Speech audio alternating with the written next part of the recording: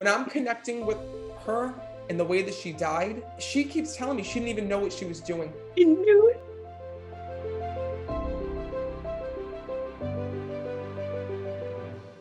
Hi, Lex. How are you? I'm good. How are you, Matt? Good. Where are you guys from? California. All right. Well, first of all, I'm glad that you're here. And right away, there's a soul that's coming through that I kept hearing. There was questions over suicide or an overdose. That was my 11-year-old niece. Because right away while I'm connecting, I kept hearing her soul coming through. And she was like, my family needs answers. My family needs answers. And right away when I'm connecting with her, she was like a little angel here in this world when I'm connecting with her.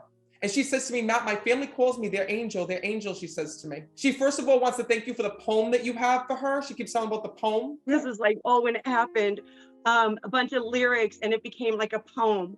And it was just between me and her. This Well, is listen. like after everything started, and because I was able to see her and talk to her during that time. She says to me when I'm connecting with her that what she wants you to know is that she sees that in heaven. And more importantly, that those conversations that you had with her and when you wrote that poem for her, it's her way of letting you know that in spirit, she knows every single thing that you had said about her. This was such a hard passing because this was something that was preventable. And this is something that you stress out over every single day. Because even though this was your niece, she's showing me that you were like another mother with her. And she tells me that you had to step into her care and help with her upbringing. Is that true? There were moments, absolutely, yes.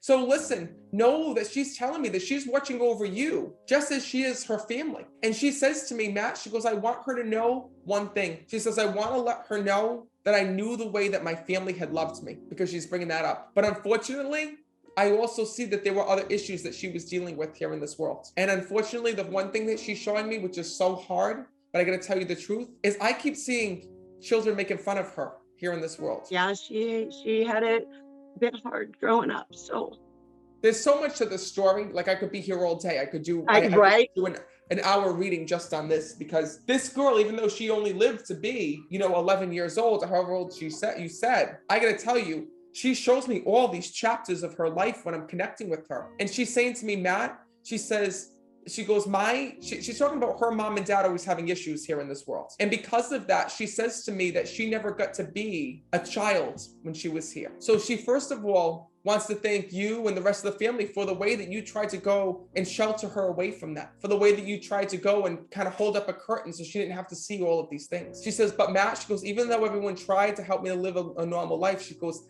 I still felt that pain. But I have to be honest with you, when I'm connecting with her and the way that she died, she keeps telling me she didn't even know what she was doing. That's what's so tough. I knew it. She's saying to me, Matt, it was an accident. And this is the reason why she's here.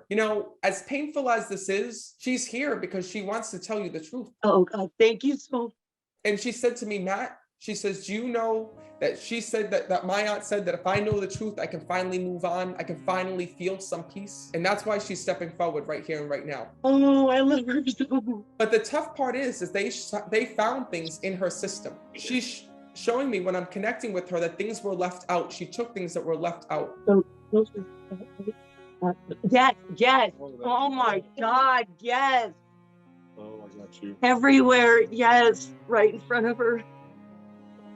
And I knew it. She's coming through to let you know that she hears the way that you talk about her. She hears the things that you say to her. And this is her way of saying to all of you, listen, this was an accident. She didn't know what she was doing. And I really need you to know that. She says, because Matt, she says, I don't want my family blaming one another. And that's what happened after I died. Oh my God. She says to me that no one talks to one another. She says to me, everyone's mad at one another. She says, and nobody will speak about this. She says, but Matt, she says, I need my family, she says, to forgive one another, because by me coming through right here and right now, she says, I am at peace. And if I'm at peace, she says, I want my family to be at peace as well. We can do that. She says, I will always be your little angel, she says. I just did a TikTok on her with her little picture and a heavenly song. And I'm just seeing her right there with me right now. Thank you so much.